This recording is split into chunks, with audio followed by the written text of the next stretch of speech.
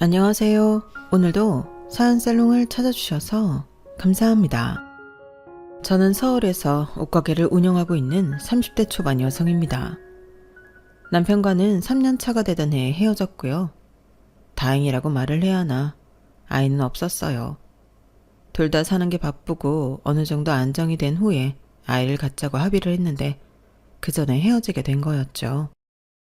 물론 아이가 있다고 해서 제 마음이 바뀌지는 않았을 것 같은데 아이가 있으면 지금처럼 완전히 남남으로 연을 끊고 살 수는 없었을 테니 그동안 아이를 갖지 않은 건 정말 다행이라고 생각해요. 그에 반면 남편과 시댁가족들은 어쩌면 그런 작은 연줄조차 없다는 게 아깝고 아쉬울 수도 있을 거라고 생각하는데요. 그 점이 제가 두고두고 기분 좋은 이유예요. 사람이 원래 힘들 때 도와주고 잘 될 때 나누는 건데 이 인간들은 거꾸로인 사람들이었거든요. 제가 힘들 때는 연관짓지 말라고 하고 차갑게 외면하더니 제가 잘 되고 난 후에는 가족끼리 돕고 살아야 한다고 숟가락 젓가락 다 얹으려 하는데 이런 사람들과 더 살아봤자 제 등골만 달아 없어질 것이 뻔했죠. 그래서 과감하게 이혼이란 선택을 하게 되었는데 지금부터 그 이야기를 여러분들에게 들려드릴까 합니다. 그리고 미리 고백하자면 저는 어릴 때도 공부랑은 별로 친하지 않았고 글쓰기는커녕 책도 잘 안 읽은 사람인데요. 그래도 끝까지 최선을 다해 사연을 적어볼 테니 부족한 글이겠지만 제 이야기 끝까지 들어주시길 바라겠습니다. 그럼 사연 바로 시작해 볼게요. 저는 어릴 때부터 그렇게 공부 말고 멋부리는 걸 좋아했어요. 그래서 엄마 속을 많이 썩이는 못난 딸이었는데요. 지금 생각해보면 그런 부족함이 많은 자식임에도 엄마에게 크게 혼이 난 적은 없었어요. 저희 엄마가 이혼하고 저를 혼자 키우셨거든요. 먹고 살기 바쁘기도 하셨고 또 아빠 없이 자라는 딸이 불쌍해 잘 혼도 못 내셨던 엄마였는데요. 저희 엄마는 정말 생활력이 강한 분이셨어요. 지금은 은퇴하셨지만 불과 5년 전만 해도 다른 아저씨들과 공사 현장을 누비며 미장일을 하셨거든요. 그래서인지 늘 깡마른 체형에 쇼컷을 하고 있어 여성미라고는 찾아볼 수가 없었는데요. 저는 그런 엄마가 세상에서 제일 멋있다고 생각했어요. 그래서 평소에도 우리 엄마가 일하느라 맨날 작업복 입고 있고 안 꾸며서 그렇지 제대로 갖춰 입고 화장해서 멋 좀 부리잖아? 그럼 유명한 모델 뺨치지. 라고 생각할 정도로 엄마를 좋아했는데 아마도 다른 엄마처럼 공부 가지고 잔소리한다고 저를 혼내지 않아서 제가 엄마를 많이 좋아했던 것 같아요. 그리고 엄마는 세상에 공부가 다가 아니라며 저더러 평생 하고 싶은 일을 찾아서 하면 그게 성공이라고 늘 말씀하셨는데요. 저는 지금도 그 말이 제 진로를 정했다고 자부해요. 사실 공부 안 하고 잡지책이나 보고 화장하고 다닌다고 학교 다닐 때 선생님한테 엄청 혼났거든요. 그리고 제가 딱히 사고친 건 없는데 저를 문제아로 보는 선생님과 친구들이 많아 불이익을 당한 적도 많았어요. 그럼 어린 마음에 억울하다고 엄마에게 이야기할 수도 있는데 저는 그때도 억울한 건 억울한 거고 고생하는 엄마에게 걱정거리를 안겨주고 싶지 않아 말을 하지 않고 참았어요. 그래서 엄마는 제가 학교를 졸업할 때까지 아무 문제가 없다고 생각하셨다고 했는데요. 제가 나중에 어른이 되어 그런 일이 있었다고 하니 엄청 속상해 하시더라고요. 그런 일이 있었으면 엄마한테 즉각 말을 했어야지. 그랬으면 엄마가 가서 확 다 뒤집어 엎었을 텐데. 감히 금쪽 같은 내 딸한테 상처를 줘? 이런 폭삭 망할 것들. 이렇게 화를 내셨는데 다 지나간 일인데도 저에게 미안하다고 하셨는데요. 이렇듯 저는 엄마와 좀 각별한 사이였어요. 아빠는 제가 2살이었는지 3살이었는지 해외에 나가 돈을 벌어 오겠다고 나간 이후 잠적을 했다고 했는데요. 할머니와 그 집 식구들이 쉬쉬했지만 엄마 말로는 아빠가 해외에 나가 외국 여자와 딴 살림을 차린 것 같다고 하더라고요. 그리고 복잡하게 이혼을 했다고 했는데 그 때문인지 저희 엄마는 남자 보기를 돌같이 하셨어요. 다 결혼 전에는 하늘의 별도 달도 따다 준다고 설치지만 막상 결혼하고 나면 손 하나 까딱하지 않고 사고만 친다고. 자기 평생 2번의 결혼은 없다고 했는데 그렇기 때문인지 엄마를 좋다고 하는 아저씨들도 많았는데 엄마는 단 한 번도 흔들린 적이 없었어요.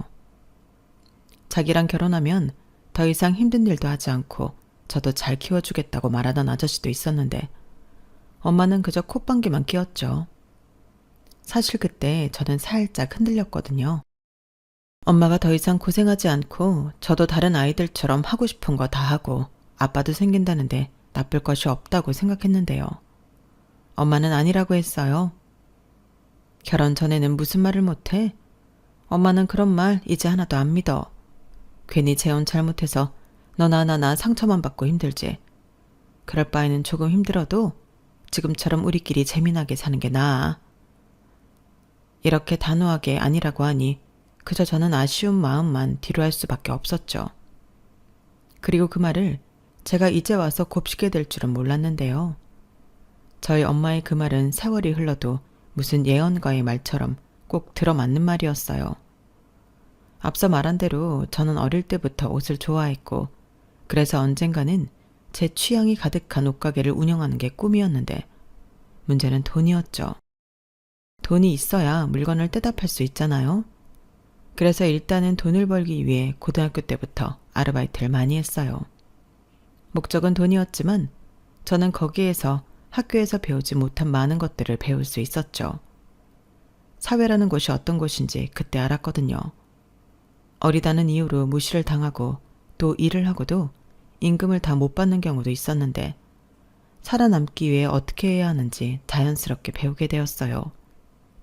그리고 나는 어른이 되어도 그러지 말아야지 하는 생각을 많이 했었는데요. 그만큼 살아왔던 일이 참 많았죠. 제가 만난 어른들은 좋은 분들도 많았지만 나쁜 분들도 정말 많았거든요. 하지만 저는 찬밥, 더운 밥을 가릴 처지가 아니었기 때문에 정말 무작정 열심히만 했는데요. 그렇게 돈을 한 1,000만 원 정도 모으게 되었어요. 말이 1,000만 원이지 저에겐 10억 같은 돈이었죠. 그리고 저는 그 돈으로 무작정 동대문에 가서 옷을 떼다 인터넷 쇼핑몰을 만들어 팔기 시작했는데요. 그렇게 제대로 준비하지 않은 사업이 잘 될 턱이 없었죠. 그렇게 제 첫 사업은 수입 0원에 쫄딱 망해버렸어요. 제가 또 겁은 많아서 빚은 못 만들겠더라고요. 그래서 가진 거 다 까먹고 다시 제로가 되었는데요. 다시 아르바이트부터 시작하게 되었죠. 그리고 그때부터는 엄한 다른 가게가 아닌 임금은 짜도 옷가게에서 일을 하기로 했는데 그때부터는 제 일도 열심히 했지만 선배 사장님을 많이 관찰했어요. 그런데 그게 정말 재밌는 거예요. 게다가 사장님이 제가 미래에 옷가게를 하고 싶어 한다는 사실을 안 후에는 제가 기특하다며 자기가 겪었던 경험담과 여러 노하우를 알려주시기도 했는데요. 이거야말로 돈 주고도 배울 수 없는 진짜 공부였죠. 그리하여 저는 또다시 돈을 모아 사업에 도전하게 되었어요. 전에는 무작정 옷만 떼다 어떻게든 팔면 된다고 생각했는데 사장님의 조언을 듣고 방향을 바꾼 거예요. 사장님이 그때 저에게 그러셨거든요. 무리가 좀 되더라도 작게라도 가게를 갖고 있는 게 나아. DP도 직접 해보고 손님도 응대하면서 옷에 대한 반응도 보고 그럼 그걸 토대로 쇼핑몰을 열면 도움이 훨씬 많이 되거든. 그리고 오프라인 매장을 갖고 있는 쇼핑몰은 뭔가 좀 더 신뢰가 가지. 안 그래? 이렇게 말씀해 주셨는데 듣고 보니 정말 그랬어요. 전에는 장사도 안 되면 월세랑 공과금이 너무 아까울 것 같아서 덤비지 못했는데 그걸 거꾸로 활용할 생각을 못했던 거죠. 그리고 일을 하면서도 매장을 갖고 있는 것과 아닌 것은 차이가 많았는데요. 그렇게 시간이 흐르고 조금씩 손님이 1명, 2명 오게 되자 저는 진심을 다해 손님을 응대했어요. 그저 여기까지 찾아주셨다는 게 너무 고마웠거든요. 그러면서 단순히 옷을 팔기 위함이 아닌 손님에게 도움이 되는 코디와 어울리는 색조합 같은 걸 같이 고민하며 이야기하듯 영업을 했는데 그게 손님에게 반응이 좋았어요. 그리고 감사하게도 그렇게 만족하고 가신 손님은 다음에도 또 오고 다른 손님에게 제 가게를 소개하는 등 감사한 일들이 꼬리에 꼬리를 물듯 생겼는데요. 게다가 옷을 떼러 가는 도매시장에서도 처음에는 초짜 사장이라고 무시하더니 조금씩 마음을 열기 시작했어요. 제가 망하고 또다시 도전하며 성실함을 보이니 조금씩 도와주시더라고요. 원래 소량으로 옷을 떼면 싫어하시는데 저한테는 그러라고 하셨어요. 그리고 그렇게 새벽마다 열심히 발품을 판 후에는 꼭 가는 곳이 있었는데요. 그건 바로 작은 우동가게였어요. 거기엔 제 또래의 젊은 사장이 있었는데 자주 보고 또 또래다 보니 금방 친해지게 되었거든요. 가격도 부담 없고 새벽에 먹어도 위에 무리가 되지 않으니 저는 항상 도매시장을 온 날은 뜨끈한 우동을 먹었는데요. 그게 어느 순간부터 자연스러운 루틴이 되었어요. 언제나 정신없이 물건을 떼고 차에 실어 놓은 후에는 출출하기도 했고 친구를 만나러 간다는 생각으로 우동집을 찾았어요. 그리고 저희 둘은 항상 서로를 응원해주는 고마운 친구였는데요. 그렇게 친해진 저희 둘은 친구를 넘어 연인이 되고 또 부부가 되었죠. 자기 왔어? 오늘도 힘들었지? 내가 좀 가서 도와주면 좋은데 정신이 하나도 없었네. 도와주긴 뭘 도와줘. 자기도 장사해야지. 오늘도 손님 많았어? 당연하지. 자기도 알잖아. 우리 가게 단골 엄청 많은 거. 빨리 앉아. 늘 먹던 튀김우동 나갑니다. 야, 우리 자기 튀김우동이다. 자기는 진짜 일본 장인보다 우동을 잘 만드는 것 같아. 그리고 내가 생각해봤는데 이렇게 양도 많고 맛있는데 자기 우동 너무 싸. 이렇게 많이 주고 건더기도 실한데 6,000원은 진짜 너무 싸지. 우리 한 1,000원씩만 올릴까? 에이, 그래도 그럼 안 되지. 자기도 내 가게 싸고 맛있다고 왔으면서 그럴 수는 없지. 그럼 손님 다 떨어져 나간다. 나는 지금이 좋아. 자기처럼 열심히 일하는 친구들한테 내가 만든 우동이 얼마나 위안이 되겠어? 역시 우리 여보는 착한 사장님이야. 진짜 내가 뭐 거들어줄 거 없어? 없다니까요. 자기는 거기 앉아서 우동이나 맛있게 드세요. 내가 오늘 자기 좋아하는 야채튀김도 많이 튀겨놨는데 튀김도 한 입 해야지. 두말하면 입 아프지. 빨리 줘. 배고프다. 저희는 풍족하지 않았지만 그땐 참 많이 행복했어요.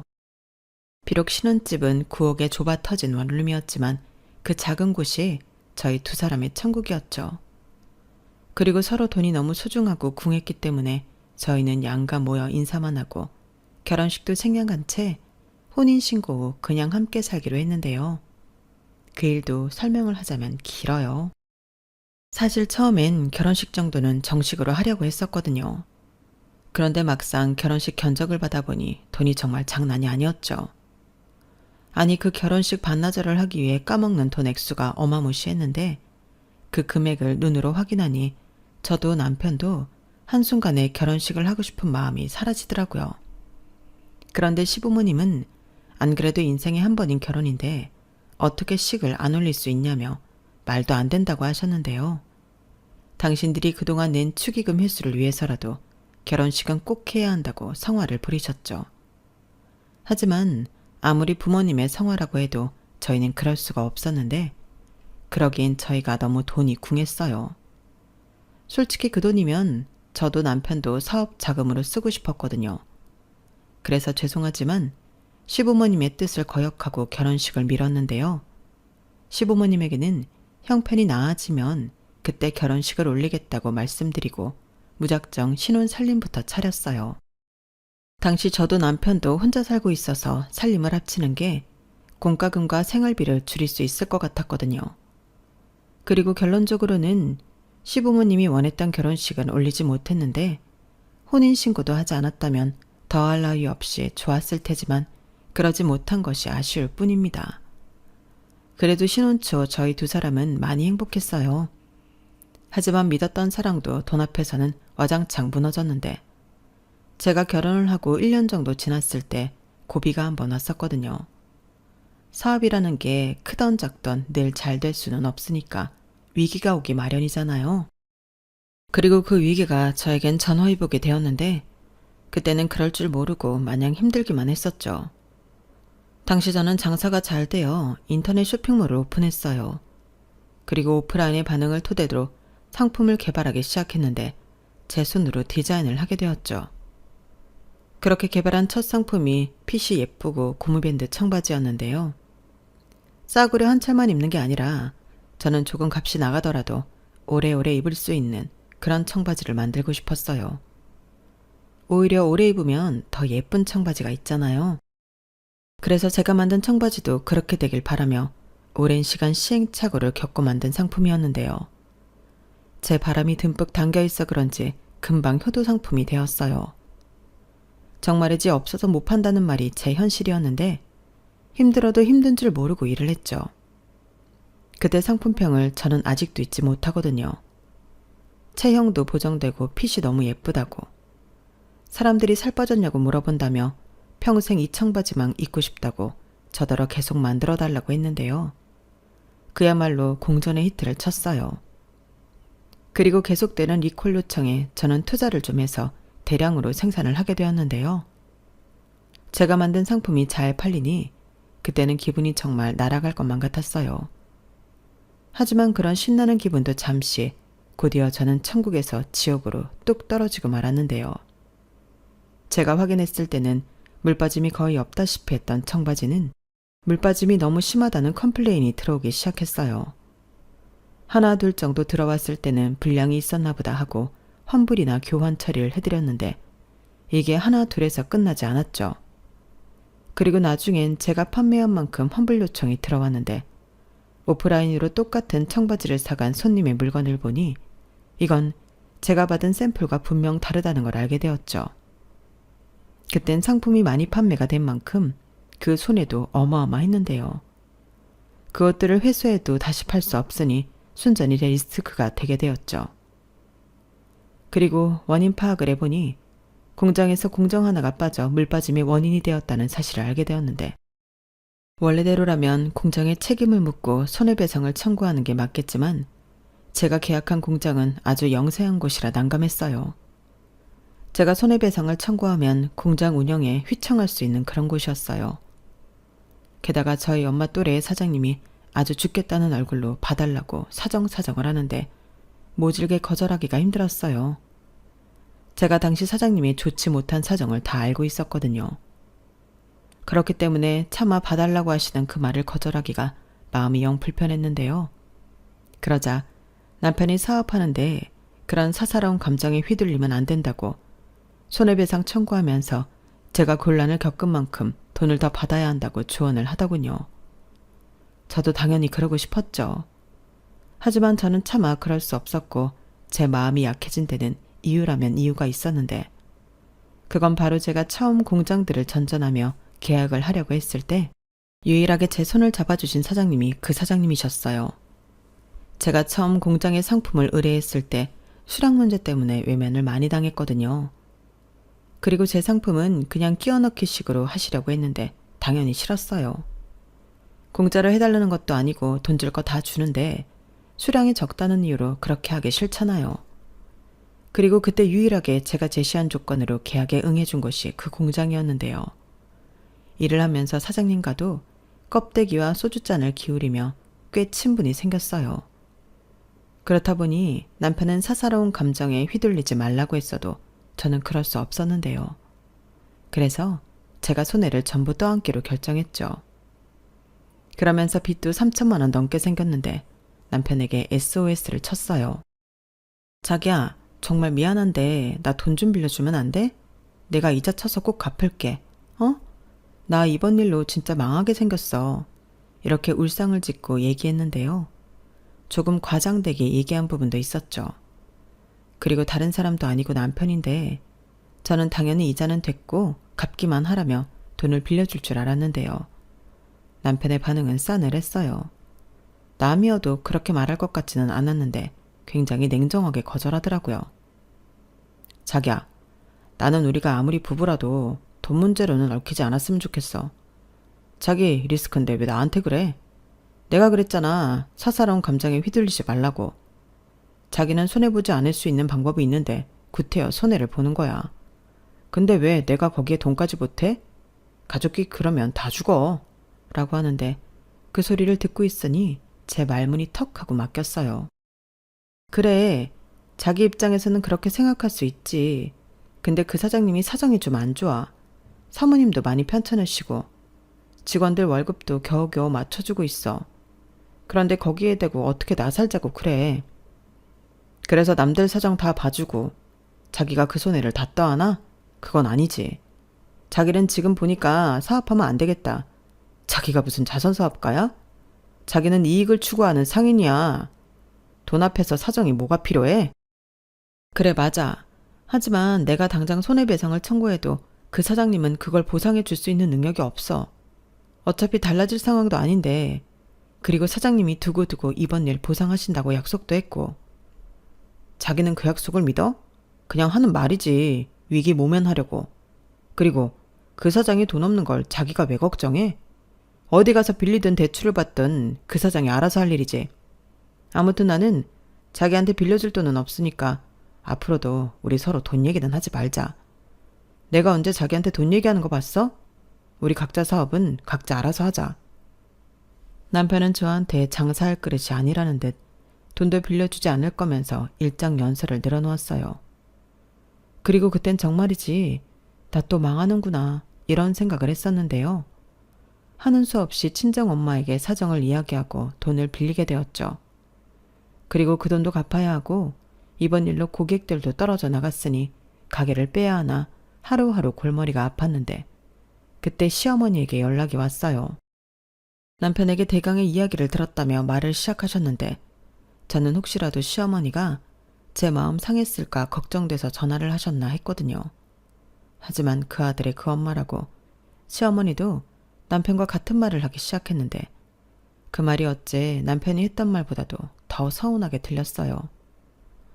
너는 힘들면 그냥 접고 말 것이지 왜 우리 아들한테 돈을 해달라고 하니? 야무진 줄 알았더니 완전히 헛똑똑이네. 그래놓고 나한테 그렇게 잘난 척을 했냐? 네? 그게 무슨 말씀이세요? 제가 언제요? 너 우리 아들 뒤에서 조종해서 돈 아깝다고 결혼식 하지 말라고 했잖아. 어머니, 그거야. 제 딴에는 돈 아끼려고 그런 거죠. 저도 여잔데 웨딩드레스 입고 싶지 않았겠어요? 근데 그러려면 양가 부모님 한복도 해드려야 하고 식대에 대관료에 돈이 정말 장난이 아니더라고요. 됐다. 그러게 그렇게 돈 아깝다고 결혼식도 안 한 애가 왜 그렇게 멍청하게 사업을 하냐고. 우리 아들이 그러는데 네가 떠안을 빚이 아니라며. 그래서 우리 아들이 어지간하면 착해서 도와주는데 그건 아닌 것 같아서 안 도와줬다고 하더라. 못 도와준 게 아니고 안 도와준 거래요? 정말 기가 막히네요. 뭐가 기가 막히니? 우리 아들이 현명한 거지. 그럼 같이 망하니? 한 사람이라도 살아야 먹고 살 거 아니야. 너 두말할 것도 없이 네 사업 정리하고 우리 아들 가게 가서 일손 거들어라. 내가 볼 땐 그게 제일 나아. 왜 빚을 떠안고 있니? 어머니, 제 일은 제가 알아서 할게요. 그리고 당장 급한 불은 친정엄마가 도와주셔서 남편한테 돈 얘기할 것도 없고요. 제가 정 안 되면 어머니 말처럼 그렇게 하든지 다른 데 취직을 하든지 할 테니까 걱정하지 마세요. 내가 걱정을 안 하게 생겼니? 아무리 친정엄마가 도와줬다고 해도 그것도 빚이잖아. 안 갚아도 된다고 니네 엄마가 확실하게 말했어? 그거 아니면 그것도 빚이지. 다른 사람도 아니고 우리 큰아들한테 이런 일이 생겼는데 내가 걱정을 어떻게 안 해? 내가 정말 우리 아들한테 그 말을 듣는데 없던 혈압이 다 생기는 것 같았어. 너 행여 네 엄마 돈 갚아야 한다고 우리 아들한테 돈 달라고 하기만 해봐. 니네 엄마한테도 똑똑히 말해. 그 돈은 네가 빌린 거지 우리 아들이랑 상관없다고. 어머니는 혹시라도 제 사업 때문에 자기 아들 돈이 축 날까 저를 잡아댔어요. 그리고 그 전화를 받는데 가뜩이나 혼자 벼랑 끝에 있던 기분이었던 저를 혼자 죽으라고 등을 떠미는 것처럼 느껴졌는데 아니 이게 무슨 가족이고 부부인가 허탈하기만 하더라고요. 그리고 아주 꼬숩게도 사람 일은 아무도 모른다고 생각지도 못한 일이 저한테 벌어졌는데요. 마치 그 일은 저에게 포기하지 말고 계속 잘해보라는 하늘의 계시처럼 저를 살려주었어요. 정말이지 사람이 절박하니까 죽으라는 법은 없더라고요. 왜냐하면 제가 리스크를 안고 반품 처리한 후 고객들이 떨어져 나가는 게 아니라 오히려 신용할 수 있다며 구매가 늘어났어요. 저는 다시 물건이 없어서 못 파는 행복한 비명을 질렀는데 제가 픽한 상품은 가성비도 좋고 예뻐서 실패가 없다며 구매평도 많이 올라왔죠. 그런 진심 어린 예쁜 상품평을 볼 때면 고객님이 제 마음을 알아주는 기분이 들어 울컥할 때도 있었는데 그래서 더 당장의 이익보다는 내가 손님이라면 만족하고 마음에 들어할 상품들을 만들고 고르는 등 저는 제 일에 더 열중했어요. 그러니 온오프에서 제가 준비한 상품들이 그야말로 불티나게 팔렸는데 전에 안고 가던 리스크는 3달도 되지 않아 복구가 되었고 그 해에는 제가 사업을 한 일에 가장 많은 수익을 내기도 했는데요. 공장 사장님 일도 그랬어요. 사장님은 그때 저한테 큰 은혜를 받았다며 제가 맡기는 상품은 더욱 신경 써주셨고 언제나 1순위로 작업해 주시는 등 결과적으로는 제 든든한 조력자가 돼주셨는데 옆에서 그걸 다 본 남편은 설마 했지만 제가 그 일로 전화위복으로 성공가도를 달리자 살짝 배 아파하는 것 같더군요. 저더러 자기가 운이 좋아서 그렇지 보통은 내 말이 맞아 라며 없어 보이게 변명을 하기도 했는데 그래도 서운한 마음은 사라지지 않았죠. 원래 사람이 힘들 때 잘해주던 사람과 서운하게 했던 사람을 못 잊는 거잖아요. 그리고 또 한 사람 저의 구세주였던 엄마 돈도 당연히 우선순위로 갚았는데 저는 더 나아가 엄마에게 작은 평수였지만 투룸 신축 빌라를 사자고 권했어요. 뭐? 집? 아, 됐어. 어차피 엄마 혼자 사는데 뭐가 중요해. 중요하지. 집이잖아. 엄마 여름이면 여기 하수구에서 냄새도 심하게 올라온다면서. 그리고 겨울이면 춥고.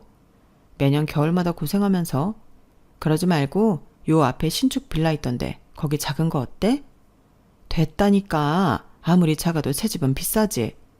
비싸도 내가 그 정도도 못 해줄까 봐? 그래도 그렇지. 너 이제 혼자 아니야. 정서방이랑 네 시댁에서 싫어할 수 있어. 됐다 그래. 나 힘들 때 알아서 하라고 했던 인간이 정서방이야. 사업은 각자 알아서 하는 거라고 했다니까. 내가 벌어서 내 돈으로 우리 엄마 집 옮겨준다는데 지가 뭐라고 해? 아휴, 아직도 그 일로 꿍해? 정서방은 정서방대로 생각이 있었겠지. 몰라. 서운한 건 서운한 거지. 그리고 이 집 보증금 빼서 보태고 그러면 뭐 얼마나 더 들겠어. 부족한 건 대출 좀 받고 하자. 여기 엄마 집이기도 하지만 내 친정이잖아. 저는 싫다는 엄마에게 끝까지 졸랐어요. 그래서 저희 엄마가 못 이기는 듯 넘어오게 되었는데 사실 저희 엄마도 새 집에서 살고 싶었겠죠. 그리고 살던 집 보증금 빼고 당신 적금 깨고 제가 갚은 돈까지 모두 넣고 부족한 돈만 저더러 해달라고 했는데 정말 생각보다 제 돈이 많이 들어가진 않았어요. 그리고 말은 싫다고 해도 좋아하는 엄마를 보며 그렇게 뿌듯할 수가 없었는데요. 그런데 그 사실을 안 남편은 그렇지 않더군요. 무슨 떼돈 버냐? 아니 사람이 손이 왜 이렇게 커? 장모님 집을 사들였다고? 이렇게 아주 눈을 까디집고 저에게 뭐라고 하기 시작했는데요. 그러면서 한다는 말이 친정이든 시댁이든 똑같이 해야 한다고 하더군요. 그리고 우리도 원룸 사는데 우리 집부터 어떻게 해야 하는 거 아니냐며 생각하면 생각할수록 저더러 괘씸하다고 하는데 제 입장에서는 사도 난말하는 거였죠. 제가 힘들 때도 잘도 외면하더니 이제 와서 남편 말은 완전히 제 주머니만 털자는 거잖아요. 그러면서 저더러 무슨 떼돈을 버냐고 비아냥거릴 때는 언제고 말을 저리 바꿀 수 있다니 뻔뻔하게만 보였는데요. 그냥 가만히만 있으면 중간이나 가지. 왜 지 돈도 아닌데 당당하게 여기저기 집을 해주라고 난리를 치는 건지. 저는 남편한테 실망했어요. 그리고 그게 시작이 되어 저희 부부 사이는 멀어져 갔는데 여기에 시어머니라는 사람은 자기 아들을 말리지 못할 망정 더한 사람이었는데요. 이번에도 자기 아들한테 들었는지 제가 친정집 이사를 도운 걸 알고 난리를 치기 시작하셨어요. 자기 아들한테 돈 달라고 할까 큰 소리를 내더니 이번엔 제가 번 돈이라도 저는 출가 외인이라 친정에 돈을 주면 안 된다고 하는 거예요. 그러면서 남편처럼 자기 집도 낡았다며 이사 가고 싶다고 아파트 타령을 하는데 신축은 바라지도 않으니 한강이 보이는 고층 브랜드 아파트로 집을 옮겨달라고 하더군요. 말도 안 되는 소리였죠. 저는 저도 모르게 콧방귀가 나오고 말았어요. 저희 엄마야 저에게 실질적인 도움을 주셨지만 시어머니와 남편은 1원도 보태주지 않았는데 저리 당당하게 말할 수 있다는 게 너무 신기했어요. 그래서 내가 왜 출가 외인이냐. 나는 우리 엄마 딸이고 나 힘들 때 유일하게 도와준 사람도 우리 엄마인데 결혼했다는 이유로 친정을 외면하라는 거냐며 한강뷰 아파트 가고 싶으면 며느리 말고 아들한테 얘기하라고 했는데요. 시어머니는 잠시 당황하더군요. 사실 제 말에 틀린 말은 하나도 없잖아요. 게다가 자기가 우기면 다 되는 건가요? 시어머니는 제가 남편을 운운하자 저더러 못 배워먹었다며 전화를 끊으셨어요.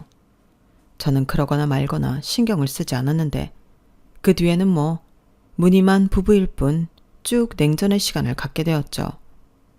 남편은 계속해서 저더러 뭘 잘못했는지 모른다며 상대하지 않으려 했고 저 역시도 잘못한 게 없기에 평소처럼 제 사업에만 집중했죠. 그리고 물 들어올 때 노젓는다고 상승세에 접어들어 이것저것 시도한 상품들까지도 반응이 좋았는데요. 그전에는 옷만 중심적으로 팔다 가방, 신발, 액세서리, 자파까지 저는 판매 카테고리를 늘려갔어요. 그야말로 토탈 패션 사업을 하게 되었는데 전체적인 코디가 가능하다 보니 기대는 별로 하지 않았는데 판매량이 날이 갈수록 늘더라고요. 그리하여 제 사업은 점점 고수익을 내기 시작했어요. 그때는 모든 것이 다 처음이라 시행착오도 많고 저 혼자 대부분의 일을 하니 정신도 없었는데 그래서 남편과 시댁이 저를 괴롭혀도 바빠서 별로 신경을 못 쓴 적도 있었죠. 그러다 저는 본격적으로 사업을 더 키워보기로 결심을 했는데요. 작은 옷가게가 아닌 정식 사무실과 매장을 구분지어 제대로 하고 싶었어요. 게다가 제가 주먹구구식으로 하는 게 아닌 인터넷 쇼핑몰도 따로 전문적으로 관리할 수 있는 직원들이 있으면 좋겠다는 생각이 들었는데 확실히 전문 직원들을 고용하니 퀄리티부터가 달라지더군요. 물론 그에 따른 인건비는 발생하겠지만 그로 인해 판매량이 늘어났으니 비용이라는 생각도 들지 않았죠. 그리고 남편은 제가 더 잘 되니 배알이 꼬인 건지 저더러 헛바람이 단단히 들었다며 그렇게 일 크게 벌리다 망하면 빚더미에 오른다고 적당히 하라고 시비를 걸기도 했는데요. 그도 그럴 게 남편의 우동집이 그때부터 뭔가 잘 안 되기 시작했어요. 자기는 평소처럼 똑같이 한다고 했는데 손님들이 점점 줄어드는 모양 같더라고요. 그래서 버는 것보다 장사를 하면서 쓰는 돈이 더 많아지는 것 같았는데 지도 꼴에 자존심은 있으니까 저에게 말을 하지 않았죠. 그 얘기는 다른 사장님한테 들었거든요. 그래서 저는 내심 속으로 자기는 점점 사업이 기울기만 하는데 제 사업이 잘 되니 도와달라는 말을 못하겠고 그래서 시비를 거나 하며 속으로 고소해했는데 그때까지는 이혼할 생각까지는 아니었어요. 대신 남편 우동집이 계속 어렵다면 안 되는 거 지고 있지 말고 정리 후 제 사업에 들어와 함께 일을 하자고 권할 생각이었는데요. 제가 그때는 정신을 덜 차린 거였죠. 고양이한테 생선가게를 맡기는 거나 다름이 없는 거였으니까요. 그리고 점점 남편은 제가 버리도 괜찮은데 자기랑 자기 집을 챙기지 않는 걸 못마땅하게 생각하기 시작했는데요. 정말 꼴의 남편이라고 가지가지 하더군요. 너는 정말 양심도 없다. 시집을 왔으면 양가 부모 똑같지. 근데 어떻게 너는 장모님만 챙길 수가 있어? 우리 엄마가 얼마나 서운해하는 줄 알아? 없이 살아도 뭐 하나 생기면 나눠 먹고 그러는 게 가족이지. 하물며 돈도 제법 버는데 좀 같이 써야겠다는 생각이 안 들어? 이런 말을 굳이 내 입으로 해야 하는 거야? 이렇게 말하는데 저게 장사가 안 돼서 낮부터 술을 처마셨나 어이상실이었어요. 도대체 저더러 각자 사업은 각자 알아서 해야 한다고 힘들다고 도와주다가는 다 죽는다고 했던 남편은 어디로 갔냔 말이죠.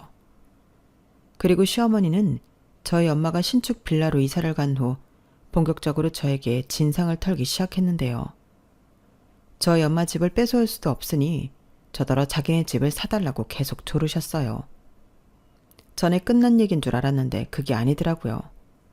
오히려 구체적으로 부동산을 알아보셨는지 굳이 바쁜 저에게 찾아와 여기 집은 어떻고 저기 집은 얼마라는 등 자기 혼자 김칫국을 마셨는데 저는 그럴 돈 없다고 딱 잡아댔어요.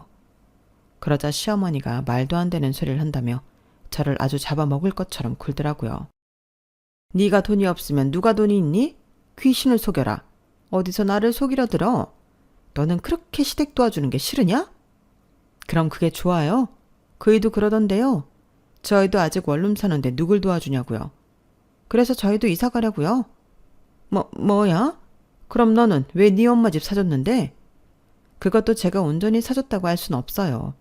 저희 엄마 돈이 절반 이상 더 많이 들어갔는데 저는 그저 조금 보태드린 걸 다라고요. 아마 어머니 아들이 잘못 전달한 것 같아요. 뭐라고? 그래서 이게 다 내 아들 탓이라는 소리니? 지금 그이가 많이 힘든가 보더라고요. 그래서 어머니한테 사실 확인도 안 하고 별 얘기 다 하는 것 같은데 다 믿지 마세요. 그래서 니들 이사 가야 해서 우리 집은 못 바꿔준다? 네. 그래 알겠다. 그럼 우리 막내 오피스텔 하나만 사줘라. 그 정도는 해줄 수 있잖아? 네? 도리님한테 오피스텔을 얻어주는 게 아니라 사줘요? 그래. 왜 같은 소리를 계속하게 만드니? 우리 막내도 장가는 가야 할 거 아니야? 요즘 여자들 집 없는 남자한테 절대 시집 안 온다. 어머니, 말도 안 돼요. 당사자는 뭐하고요? 제가 도련님 엄마도 아니고 누나도 아니고 왜 장가 못 갈까 봐 걱정을 해요? 뭐야? 그럼 너는 남이라는 거야? 굳이 따지면 그렇죠. 종이 한 장으로 맺어진 관계인데 어머니 지금 너무 억지를 부리세요. 제가 이것저것 사업을 많이 벌려놔서 많이 버는 것처럼 보일 수도 있는데요. 규모를 키워놔서 그런지 나갈 돈도 엄청 많아요. 그래서 뭐 나는 땡전 한 푼 바라지 말라는 소리야? 시어머니는 뭐 부모가 아니냐? 어머니도 생각해 보세요. 저 힘들 때 저한테 뭐라고 하셨어요? 니네 엄마 하시면서 저한테 하신 거 생각 안 나세요? 그건. 시어머니는 제가 노골적으로 이야기를 하자 말문이 막힌 듯 얼굴만 벌개지셨어요. 그리고 남편처럼 그저 저에게 못됐다며 밑도 끝도 없이 막말을 하기 시작했는데 그때 내가 왜 잘못한 것도 없이 이런 취급을 받아야 하나 정신이 번쩍하고 들더라고요. 그리고 이렇게 살 필요가 없다는 생각에 슬며시 이혼 생각을 할 즈음이었는데 남편이 눈치도 없이 그러는 겁니다. 돈 좀 번다고 우리 엄마한테 막말하고 그랬다며? 돈이 문제지. 왜? 돈 좀 버니까 위아래도 없어? 내 동생 오피스텔도 못 해준다고 그랬다며. 자기 동생이어도 그랬을까? 라고 슬슬 시동을 걸더라고요. 그래서 나는 동생이 없어서 모른다. 그리고 막말로 내 동생이냐 네 동생이지. 저도 치사하게 나갔는데요. 눈에는 눈, 이에는 이였죠. 그러자 남편은 약이 바짝 올라서는 이제 남편도 무시한다고 시비가 아닌 화를 내기 시작했고 급기야 시집 올 때 우리 집에 아무것도 안 했잖아. 그때 못한 혼수랑 예단한다고 생각해. 라고 아무 말이나 막 던졌는데 세상 천지 어떤 정신 나간 여자가 혼수랑 예단으로 내가 살지도 않을 시동생 오피스텔을 사주냐고 억지 좀 그만 부리라고 소리쳤어요. 그러자 지도 저한테 밀리기는 싫었는지 그럼 다 때려치우고 자기랑 동생이 같이 타고 다니게 외제차 하나만 사주라고 하는데 저런 놈이 뭐가 좋다고 여태 안 버리고 데리고 사나. 한시도 남편이랑 같이 있고 싶지 않더라고요. 그래서 그날 이후 저는 대충 짐을 싸서 친정으로 갔어요. 엄마한테도 저런 놈이랑 더는 못 살겠고 며느리를 호구로 하는 저런 집구석 며느리는 그만하고 싶다고 했는데 저희 엄마도 제 말을 듣고 엄청 화가 나셨죠. 그래서 저한테 말도 하지 않고 남편에게 전화해서 한 소리 하신 모양이었는데요. 남편은 저더러 치사하다며 부부 사이에 일어난 일을 이르냐고 따지더군요. 완전 내로남불이 따로 없었죠. 자기 하나부터 10까지 심지어 사실이 아닌 것도 자기 엄마한테 쪼르르 일러바쳐 저를 곤란하게 했으면서 장모한테 혼 좀 났다고 저한테 따지다니 그때 저도 뚜껑이 제대로 열렸어요. 너는 되고 나는 안 되는 거냐고. 왜 자기 자신이 구린 건 모르냐고 따졌는데 자기가 어디가 구리냐고 혼자 소리를 지르고 지랄 발광을 했어요. 그걸 전화로만 듣고 있는데 솔직히 무섭더라고요. 저런 인간이랑 살면 제가 위험할 것 같다는 생각이 들었는데 일단 남편이 열폭하는 걸 녹음해뒀어요. 저런 남자랑은 무서워서 못 산다고 이혼할 때 사유로 이야기할 생각이었죠. 그리고 어차피 이혼할 생각이었으므로 더 못할 말도 없었는데요. 저는 남편에게 바로 이야기했어요. 내가 남 좋은 일 하려고 죽을 똥살똥 잠도 못하면서 일한 거야? 그렇게 살면 안 부끄럽니? 입장 바꿔 생각해봐.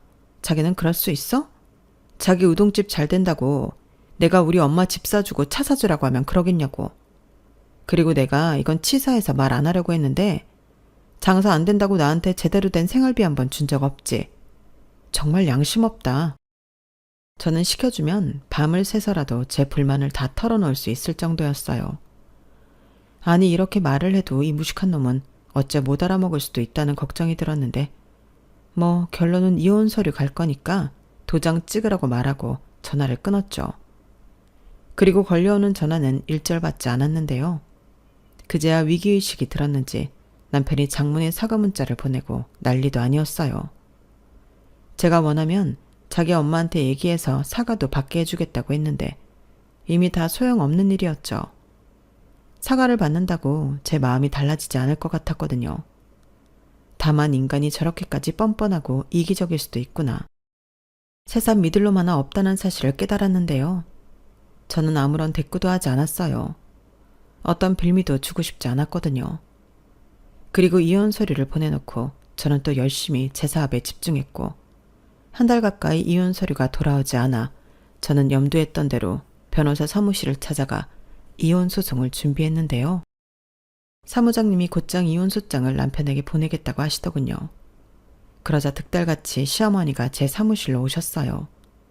어째나 급하게 오셨는지 복장이 말이 아니었는데 그때는 보는 눈도 많은데 이혼만은 말아달라고 사정사정을 하시더라고요. 다시는 그런 일 없을 거고 제 돈은 준다고 해도 안 받는다나 어쩐다나 마음에도 없는 소리를 잘도 하셨는데 저는 됐다고 영업방해로 경찰에 신고하기 전에 가시라고 했죠. 그리고 결국 시어머니가 저희 사무실 바닥에 대자로 누워버리셨는데 저는 그 모습을 사진으로 찍었고 곧장 경찰에 신고를 했어요. 그러자 시어머니가 당황했는지 자리에서 벌떡 일어나셨는데 경찰이 생각보다 빨리 도착했더라고요. 그렇게 시어머니는 경찰들 손에 붙잡혀 나가셨어요. 저는 혹시라도 다음에는 남편이 와서 난동을 부릴까 직원들에게 미안하다고 오늘은 일찍 퇴근하라고 했는데 다행이라고 해야 하나?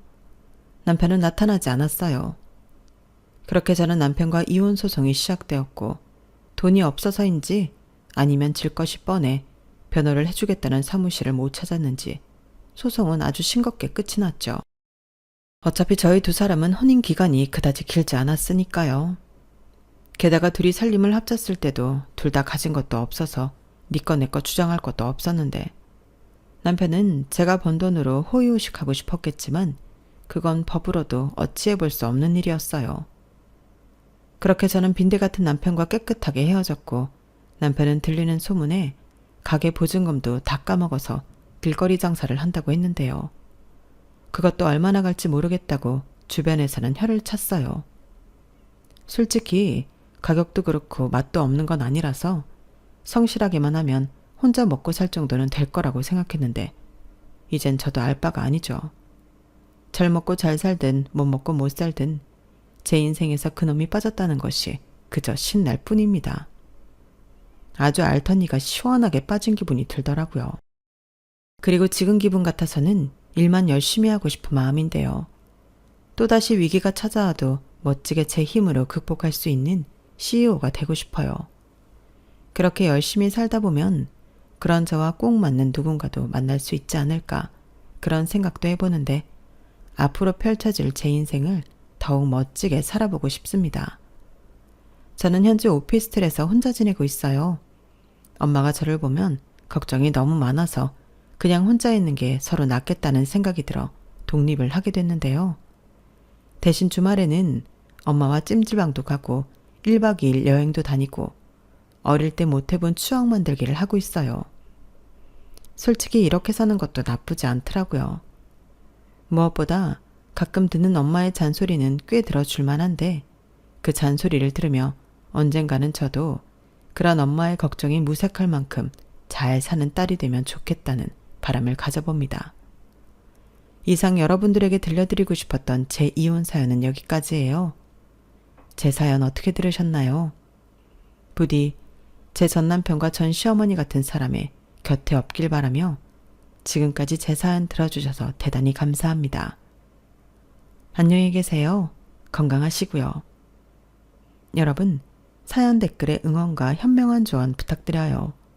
좋아요와 구독은 저에게 큰 힘이 됩니다. 오늘도 좋은 일 가득하세요.